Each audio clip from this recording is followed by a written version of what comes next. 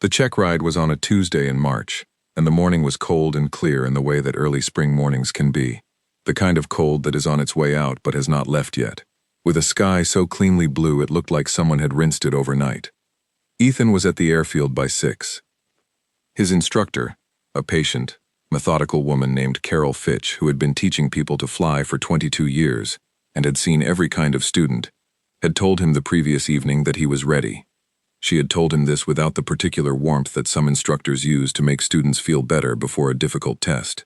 She had told him simply and directly, in the way she told all students she genuinely believed were ready, and the directness of it was more reassuring than any encouragement would have been. He had thanked her and driven home. Maya had been awake when he arrived, sitting at the kitchen table with her journal open, drawing something with a concentration that did not look up when he came in. He had sat down across from her. She had said, without looking up, "You are going to pass." He had said, "You sound certain." She had said, "I am." She had looked up then, and she had her mother's eyes, and he had not said anything else, and neither had she, and it had been enough. He passed the check ride at 11:47 a.m. The examiner, a retired airline pilot named Harold, who had the manner of someone who had heard every excuse a nervous pilot had ever offered and was not interested in hearing any new ones, signed the temporary certificate and handed it to Ethan across the table in the airfield's small briefing room. He shook Ethan's hand. He said, "Smooth on the crosswind correction. The slow flight was textbook." Then he collected his papers and moved on to his next appointment. Ethan sat in the briefing room alone for a few minutes. Then he walked out to the parking area. Nora's Range Rover was in the far corner of the lot. She was leaning against the passenger side with a coffee cup from the gas station by the highway, the same gas station Ethan stopped at on late nights coming home from the estate. She had her coat collar up against the cold, and she was looking at the sky above the airfield where a training aircraft was turning onto the downwind leg of the pattern. She heard him cross the gravel and looked over. He held up the temporary certificate without saying anything. She looked at it. Then she looked at him. She said, "Smooth crosswind correction?" He said, "Harold mentioned it." She said, "Good." She held out the coffee cup. He took it. He had not had coffee since early that morning, and he drank half of it before handing it back. She took it back and looked at the sky again. She said, "What does it feel like?" He thought about how to answer that. He said, "Like something that was always supposed to happen finally happened." She nodded slowly. They stood in the parking lot of the airfield for a while after that, not talking, watching the trainer in the pattern. There was nothing uncomfortable in the silence. Ethan had spent a lot of his life around people who could not tolerate silence, and therefore filled it with sound that meant nothing. Nora was not one of those people.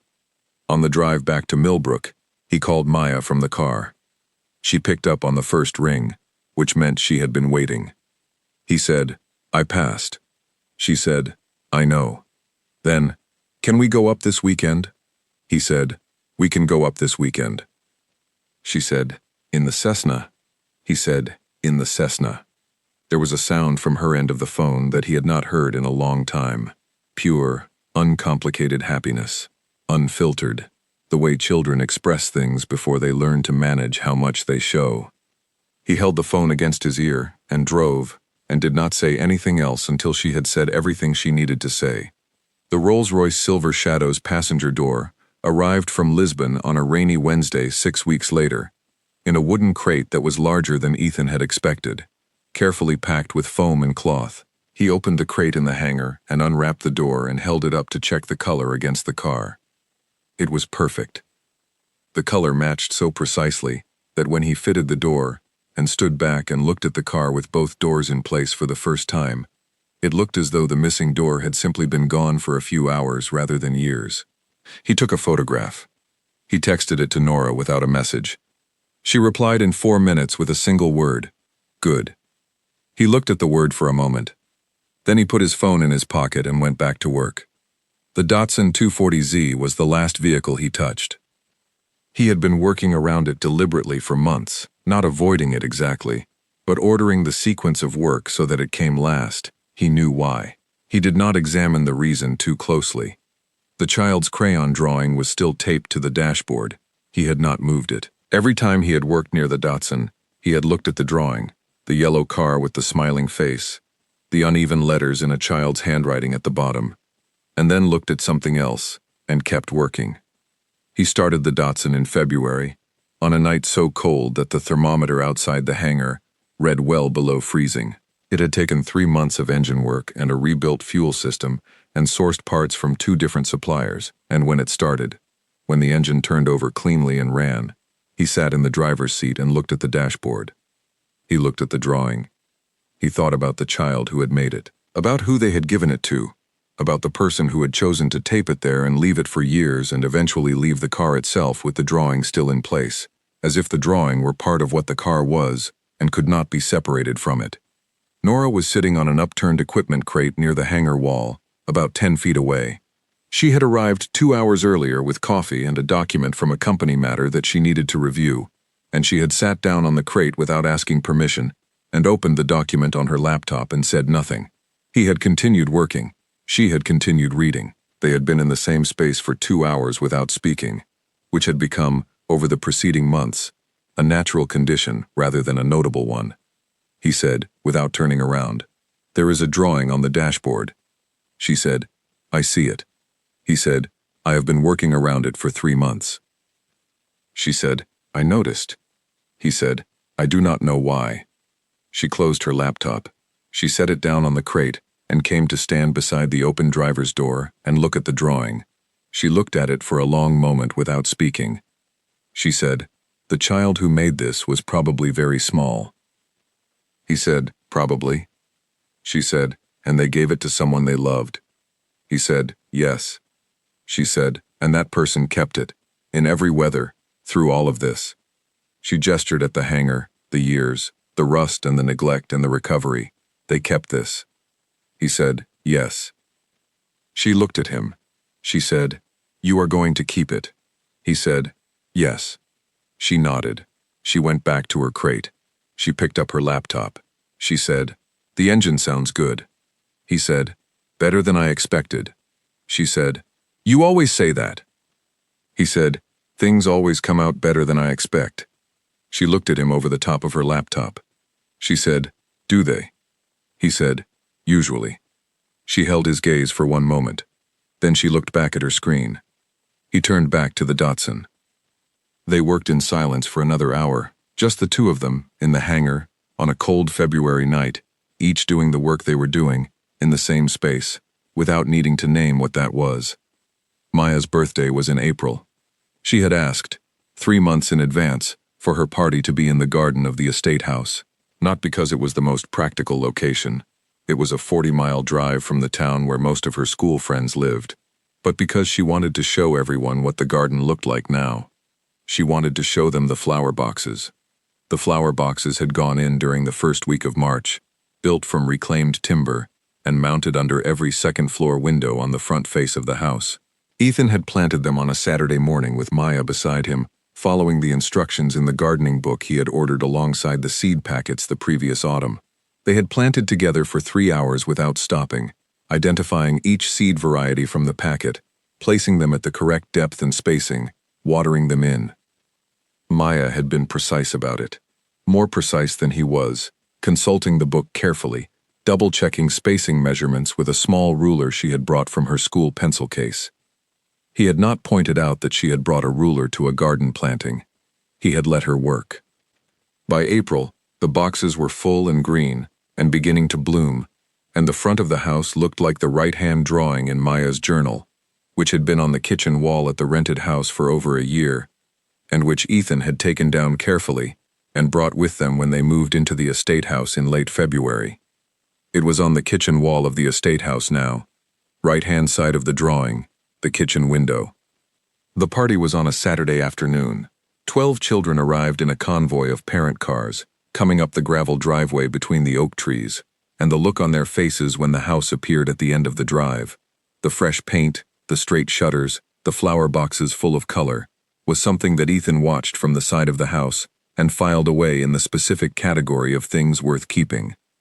Maya gave everyone a tour.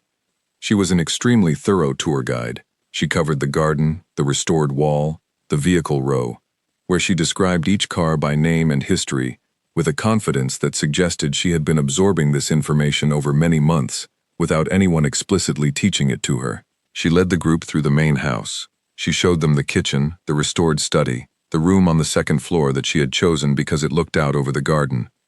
Then she led them to the hangar. Nora was already there when they arrived, which was not planned, but which Maya did not seem to find surprising. She had met Nora twice before, once in November when Nora had come to the property on a matter of the fence line and Maya had been there, and once in January when Maya had arrived at the hangar unexpectedly early on a Saturday and found Nora and Ethan deep in a technical conversation about the Cessna's instrument panel. And she had formed, in the immediate and unguarded way of children, an opinion of her. The opinion appeared to be favorable. Maya brought the group to a stop in front of the Piper Cub.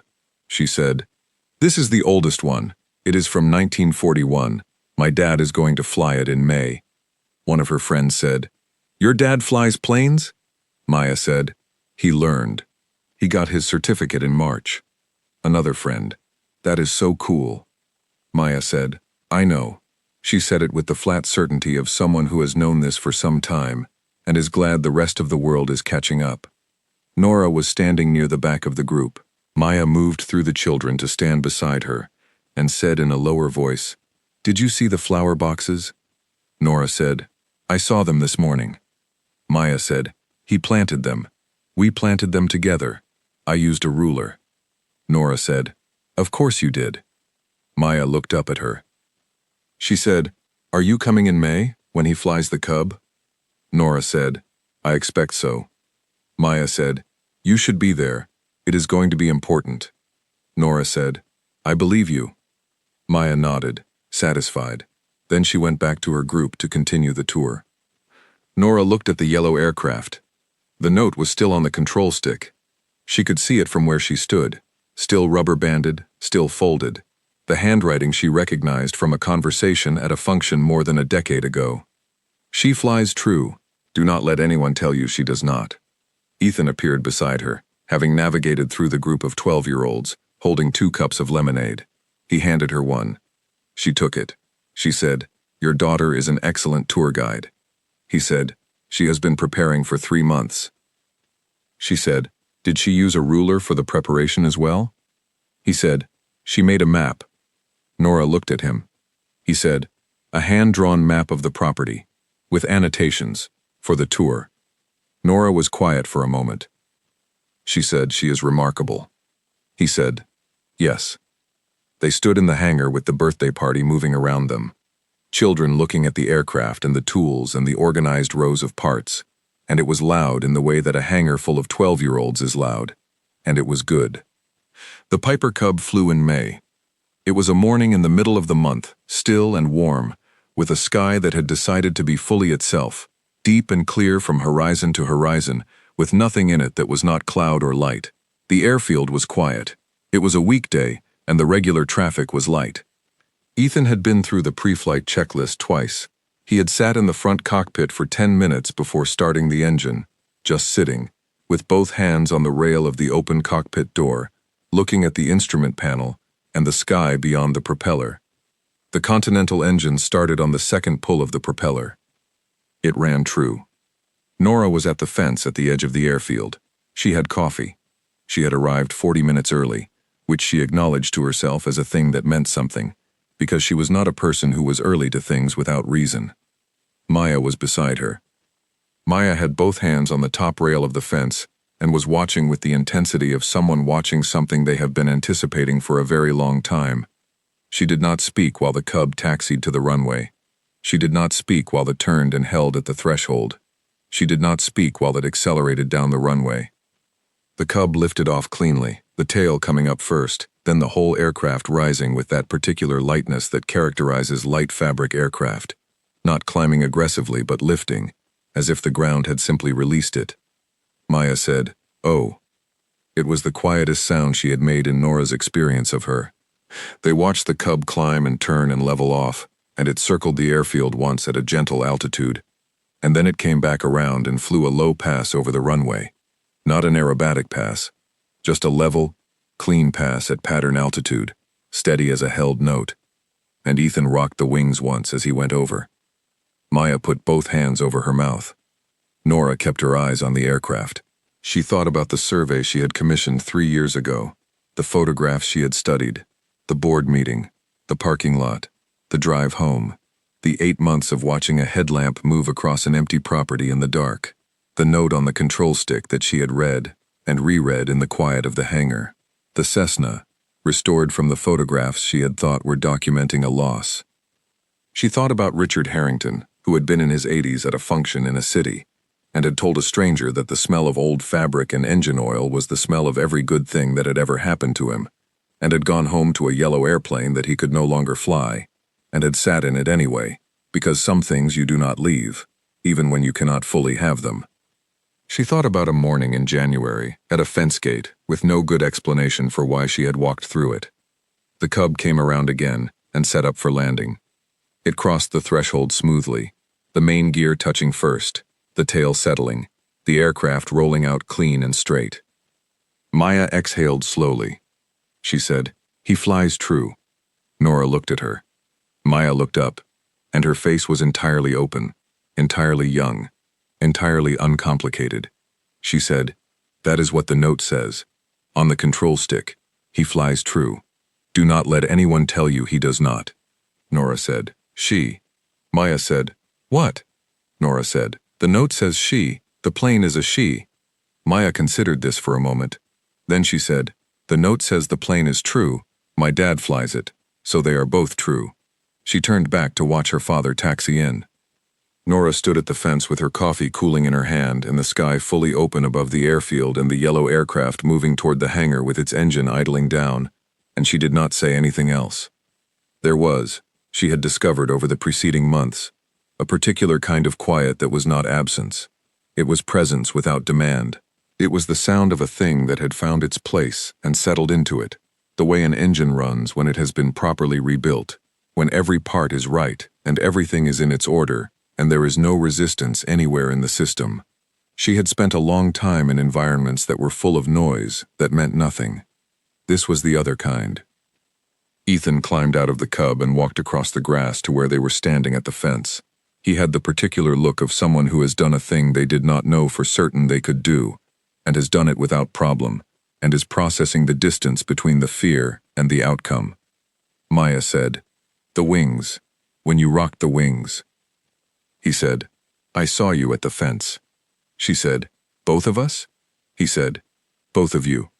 Maya looked between them with the quiet, observant patience of a child who understands more than the adults around her have explicitly told her. She said, "Good. Then, I am going to go look at the plane." She ducked through the fence gate and walked toward the Cub. Ethan and Nora stood at the fence in the May morning. The sky was the particular blue that only exists for about 3 weeks in a year, when spring has fully arrived but summer has not yet changed the light. Neither of them said anything. They had not yet used any of the words that most people would have used by now, words for what this was, words for what they were to each other, words that would have made it official and bordered and defined. Those words would come, or they would not, in their own time, in the way that things which are real do not require announcement. What existed between them at that fence, in that morning, in that light, was something that had been built the same way as everything else on the Harrington estate, slowly, carefully, without shortcuts, piece by piece, until the broken thing was no longer what it had been, and was instead something that worked. The yellow Cub sat on the grass with its engine cooling. The note was still rubber-banded to the control stick. The flower boxes on the estate house were in full bloom, visible from the road, visible from the air, visible from a fence line at the edge of an airfield on a clear morning in May. She flies true. She does,